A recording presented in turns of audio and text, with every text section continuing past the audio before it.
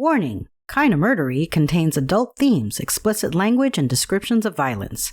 It is not suitable for anyone, and we recommend you stop listening now.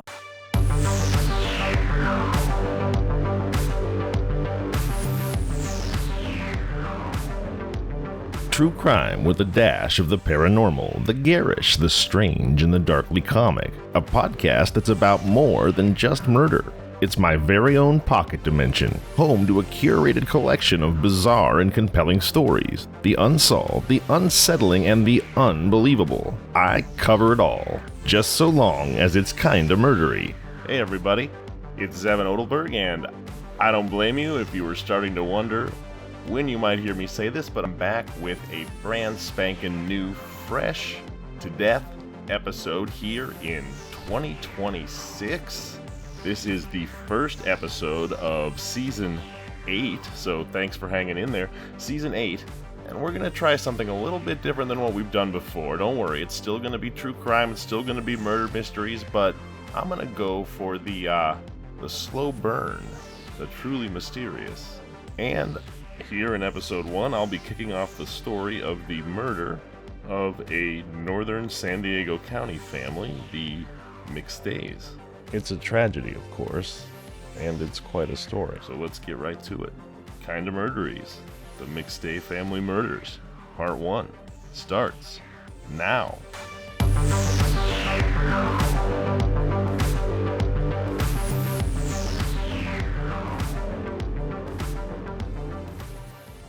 (2010), the 3400 block of Avocado Vista Lane, Fallbrook, California, in northern San Diego County.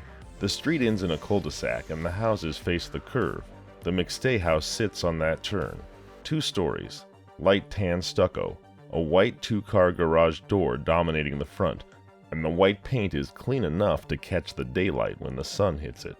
Above the garage, a tall arched window rises into the second floor. Off to the side, another upstairs window is framed by dark shutters. The front door sits recessed on the right beneath a small covered porch, set back from the driveway and partly hidden by the angle of the front wall. The driveway is concrete and slopes up to the garage, and a cement walkway runs from the driveway to the porch. The lawn is green and trimmed. A slender pale bark tree stands near the walkway, and low plants sit along the base of the porch. From the outside it looks composed, maintained, a family house that's been lived in long enough to have a rhythm, but not long enough to look worn out. Joseph and Summer McStay moved here in late 2009 around Thanksgiving weekend, after living in San Clemente. They brought with them 2 small boys and 2 dogs. Joseph McStay was 40 years old. Summer was 43. Their sons were Johnny, 4, and Joseph Jr., or Joey, 3. The dogs were Bear and Digger. In a family photo later released to the press, Joseph's hair is dark and curly, sitting in loose waves that don't flatten into place. Light facial hair shades his jaw and mouth. His expression is steady, serious. Summer wears glasses. Her hair is long and dark. She's smiling, an open expression that lifts her cheeks and softens her face. Johnny has curly hair and round cheeks, caught with his mouth slightly open, the way a child's face looks in the half-second between motion and stillness. Joey's hair is lighter, light brown trending toward dark blonde, with bangs across his forehead. The boys are held in close, framed by their parents' arms. San Clemente, where they lived before Fallbrook, was the coastal version of their life. They were in a small apartment near the beach, surfing and biking as part of a regular day. A friend of the family, Jessie Silveria, later described what she saw when she knew them. She said, "As their relationship evolved, I saw that both of them really prioritized each other, number 1, and then number 2 prioritized their children, and that it brought them a lot of pleasure, living on the coast and by the beach." Fallbrook was the inland version of this idyllic life. They were in a house instead of an apartment, with a garage facing the street and a yard behind the house. The stairs went to a second story where there were separate rooms for the parents and the kids. But the thing about being a homeowner is it means work, and as soon as the McStays moved in, renovations began. Painting and remodeling were underway. Now the work didn't announce itself to the street. The stucco looked intact, the garage door was fine, the lawn was a brilliant emerald green, but inside As anyone who's been through this knows, renovations change the way a home functions. Painting requires clearing space along walls, shifting furniture, setting up supplies. And when you're remodeling, it means that certain areas stay half-finished longer than anyone wants them to. Even when the work is planned, it leaves the house in a sort of permanent, temporary state. Some rooms look settled, and some don't.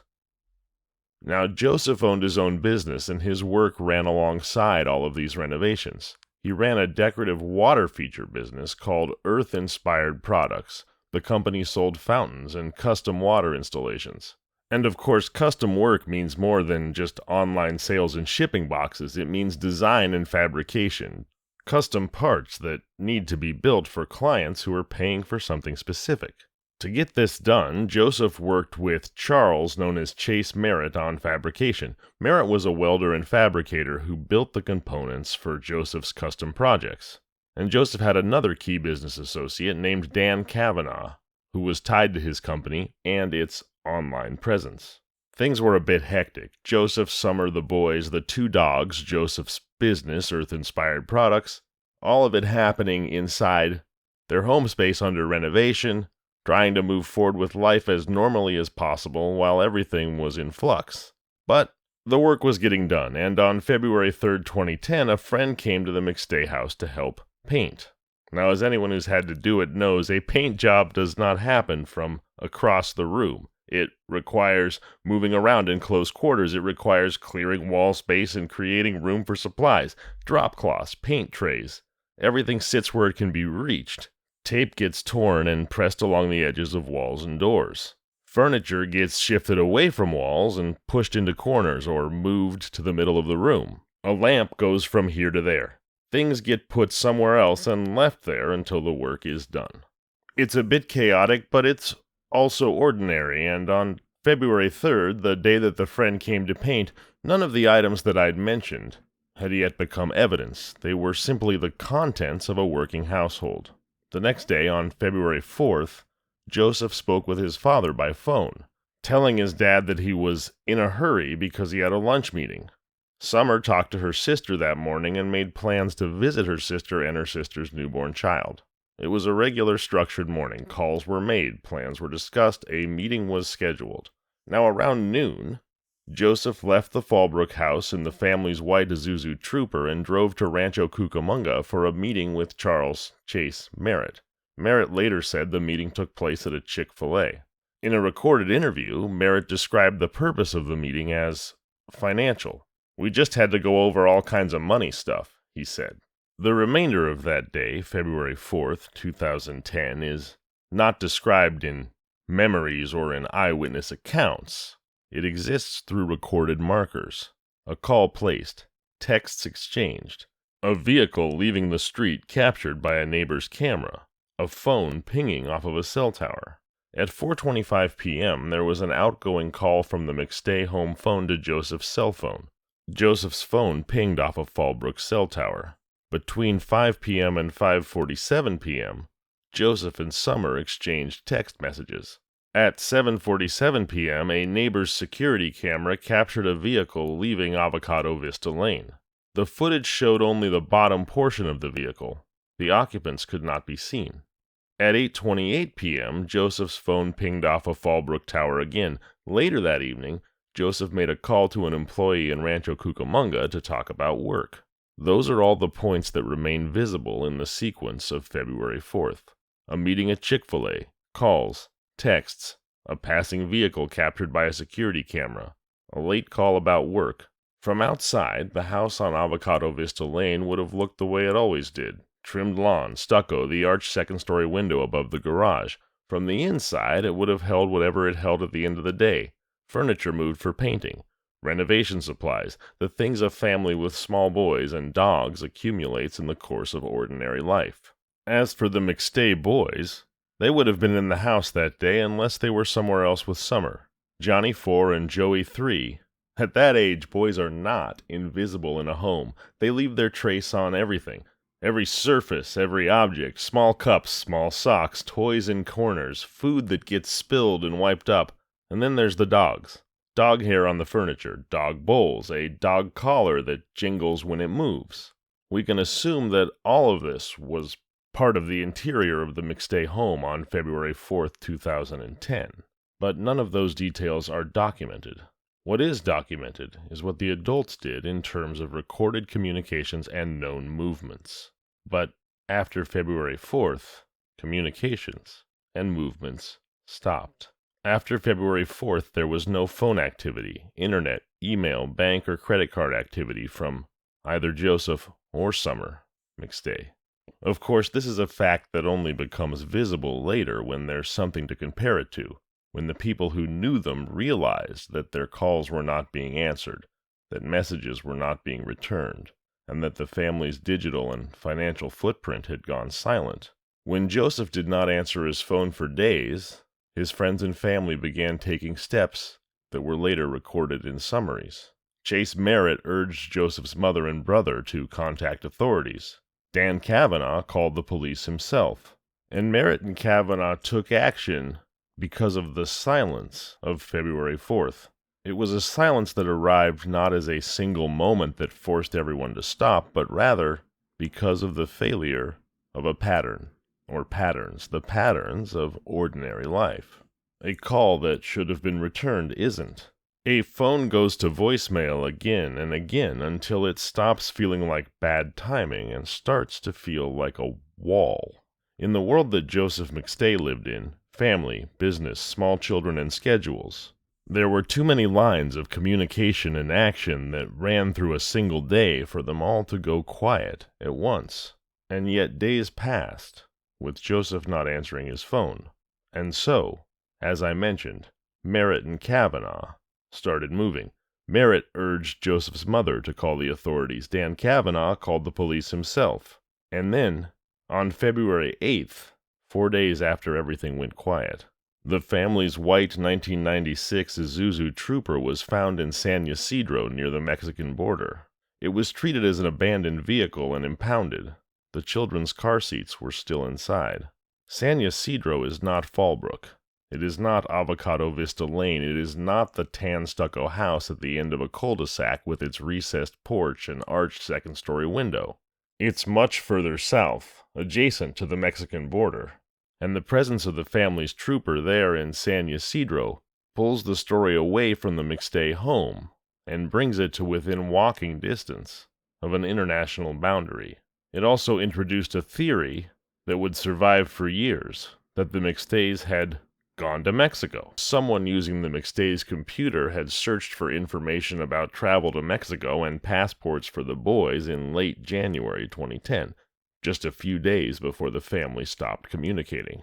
There were also emails indicating interest in obtaining passports to travel to Mexico, and Summer had searched online queries about Mexico and about learning Spanish. And then there was a video. On March 5, 2010, deputies released surveillance footage that appeared to show a family of 4 walking hand in hand into Mexico through a pedestrian gate. The footage was dated around 7 p.m. on February 8th. San Diego Police Sergeant Roy Frank described what investigators believed they were seeing. A family, quote, casually strolling into Mexico, unquote, with each adult holding the hand of one of the toddlers. No obvious signs of distress. But the footage was grainy. It did not provide clean identification, and Joseph's brother Mike McStay said he could not make a positive identification because of the video's quality. He wrote that careful reviews showed 2 or 3 different families passing by, and that one man in the footage walked nothing like his brother. But in early March 2010, for investigators trying to find anything solid, it was a lead. A family of 4 had indeed, hand in hand, crossed into Mexico, and the McStay's white Isuzu Trooper was found close enough to make the walking distance plausible. Let's go back in time a little bit now to February 10th. The McStay home remained at the end of Avocado Lane. Renovations were underway, painting had been done. That friend had come to help on February 3rd, and that's when Summer and the boys were last seen as well. Then on February 10th, a San Diego sheriff's deputy performed a welfare check at the house. No one answered the door. There were no visible signs of foul play from the outside, and the deputy did not go inside. The house remained closed. 3 days later, on February 13th, Mike McStay, Joseph's brother, went to the house. He entered through an open window. The family was not there. Joseph wasn't there, Summer wasn't there, Johnny wasn't there, and Joey wasn't there. The dogs were in the backyard. They'd not been fed. Inside the house, a tall lamp was lying on the floor. There were several open suitcases with folded clothing inside. There were rotten eggs in the kitchen and food left out. 2 small bowls of popcorn were in the living room, slightly spilled. Clothes were tossed on the floor. Summer's prescription sunglasses were in the house. The scene did not show forced entry. Detectives later stated they found no blood and no sign of a struggle in the house. The lack of visible violence became a reoccurring theme in the case. It allowed theories to live longer than they otherwise might have. The walk into Mexico, voluntary travel, or a family just leaving and going somewhere without telling anyone. But for the people who knew them, the interior of the McStay home was not just a set of haphazard objects. It was proof that something had gone terribly wrong. Dogs were unfed, suitcases were open, food was rotting. The children's popcorn bowls in the living room, prescription sunglasses, the kind of thing you would almost certainly take on a vacation to Mexico, were still in the house. On February 15th, 2010, Joseph's brother Mike McStay reported the family missing to the San Diego County Sheriff's Department. And once the report was filed, law enforcement began the formal process of searching the house. On February 19th, 2010, detectives searched the McStay home, and a search warrant affidavit by San Diego Sheriff Homicide Detective Troy Dougal stated that there was no evidence of foul play in the home. But Dougal also wrote his opinion that the McStay family was the victim of foul play, and that some, or all of them, had been kidnapped or killed. Dougal also described what evidence might exist if the family had been killed in residence. Trace evidence, hair, tissue, secretions, other forensic material.